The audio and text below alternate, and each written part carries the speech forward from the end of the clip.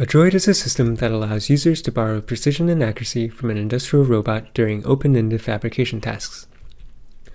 In standard workflows for digital fabrication tools, a user must navigate a gauntlet of software packages to translate their design intent into a fabricated artifact.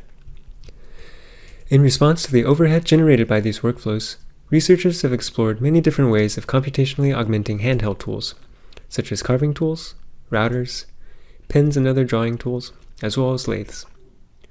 With a droid, we're similarly motivated by the limitations of existing workflows. And in addition, we wanted to explore a more extensible approach that can augment the user and fabrication environment directly. Our approach is inspired by physical jigs, which aid users by selectively constraining the many degrees of freedom in our bodies.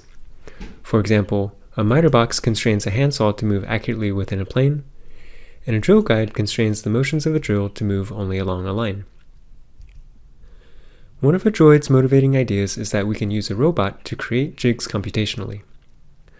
Robots are usually useful because we can tell them precisely what to do, but here we invert that. It might be equally interesting to instead tell them what not to do. In this example, the robot is configured to constrain the drill to be perpendicular to the table. The robot's motions are not predefined. As the user tries to move the tool, the system measures the user's applied forces through a force torque sensor and generates the corresponding motions. Here, we're also seeing another one of the capabilities, which is Snap to Grid. Not only are we rendering these jigs through software, we're using these interactions as a way of incorporating capabilities normally associated with digital editing.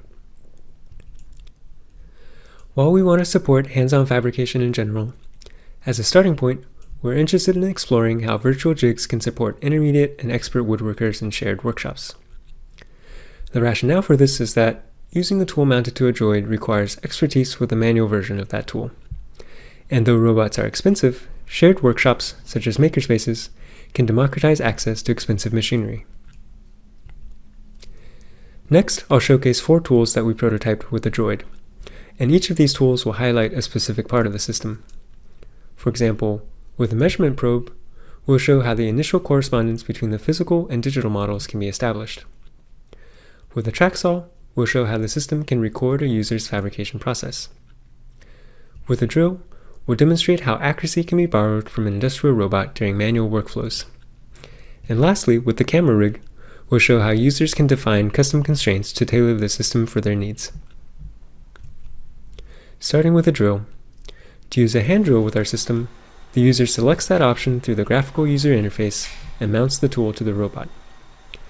After the drill is loaded, the AR system projects crosshairs onto the table to show where the drill is pointing. When the drill nears one of the virtual grids, it will physically snap to the grid, like a haptic controller. When adjusting the orientation of the drill, the AR view visualizes the current heading and elevation.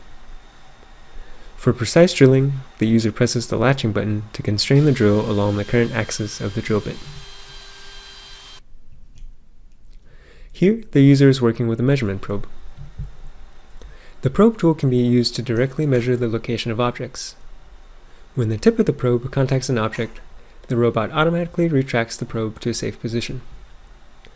The probe tool can be used to locate specific types of geometries. In this example, the edge of a workpiece.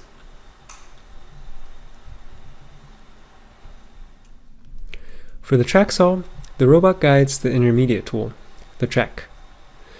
The stock material is mounted to the workbench using double-sided tape.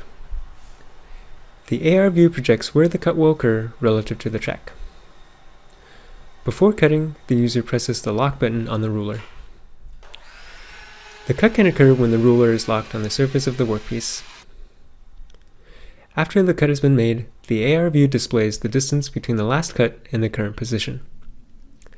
The user can also navigate the history of previous cuts, like a lightweight CAD model. Camera rigs, such as cranes and sliders, are also mechanisms which selectively constrain the motion of a tool. To define a virtual slider, the user first moves the camera to a desired start position and sets that position using the graphical user interface. The projected augmented reality view displays the X and Y positions of the configured start location, as well as the current location of the camera. After setting the end position in the same way, the rig is ready for use.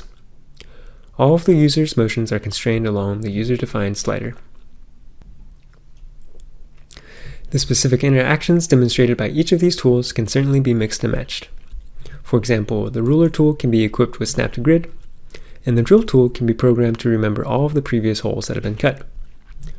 For the sake of breadth, we chose to demonstrate one aspect of the system with each tool. These interactions that we developed are coordinated by one main server, which communicates to the KUKA robot's control box, a microcontroller that interfaces with the sensors on the end effector, as well as all the user interface elements. One important aspect of the system is the force torque sensor, which measures how the user is interacting with the tool. These sensors can cost upwards of $5,000. However, we were able to design and fabricate a force torque sensor for under $100 with standard makerspace tools, with a resolution comparable to commercial sensors. In our paper, you'll find additional implementation details, interviews with expert fabricators, as well as a discussion of how a droid can be further extended. Though this research is focused heavily on direct and hands-on interactions, it does not preclude opportunities for autonomous control. Moving forward, we're particularly interested in exploring how users might fluidly navigate between directly controlling a tool, delegating that control to a robot, as well as interactions which are situated within that spectrum.